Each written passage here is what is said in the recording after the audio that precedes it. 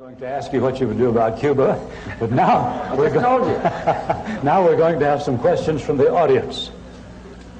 Yes, my name is David Grossberg, and I'd like to know, do you think the children of illegal aliens should be allowed to attend Texas public schools free, or do you think that their parents should pay for their education? Who are you addressing that to? I think you first in this. He was looking right at you. I said he was. Look, I'd like to see something done about the illegal alien problem that would be so sensitive and so understanding about labor needs and human needs that that problem wouldn't come up. I do believe if you've been here recently and you have no ties to the U.S., we should deport you. I do believe we should control the border.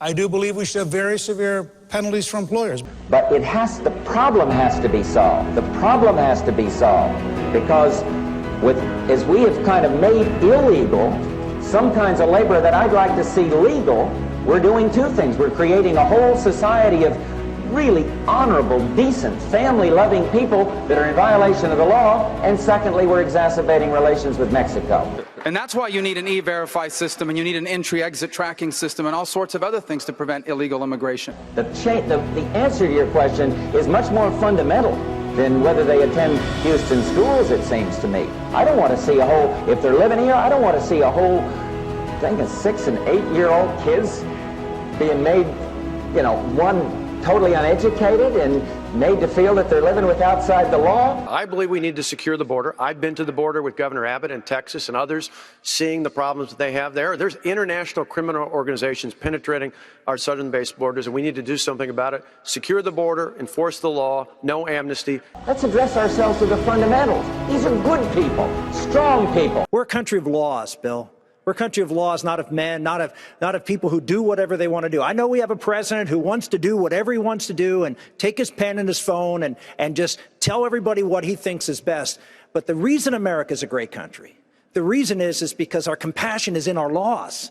And when we live by those laws and we treat everybody equally under the law, that's when people feel good about being Americans. And I put forth an immigration policy that is as strong in favor of the folks who are struggling in America the most than anybody else. It's the strongest pro-worker immigration plan.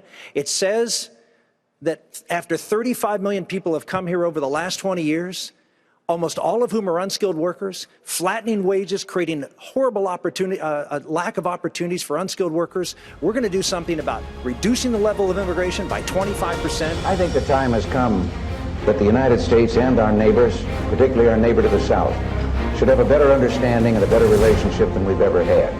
And I think that we haven't been sensitive enough to our size and our power. They have a problem of 40 to 50% unemployment. Now, this cannot continue without the possibility arising with regard to that other country that we talked about, of Cuba and what it is stirring up, of the possibility of trouble below the border, and we could have a very hostile and strange neighbor on our border. Rather than making them or talking about putting up a fence, why don't we work out some recognition of our mutual problems? So, if it weren't for me, you wouldn't even be talking about illegal immigration, Chris. You wouldn't even be talking about it. This was not a subject that was on anybody's mind until I brought it up at my announcement. And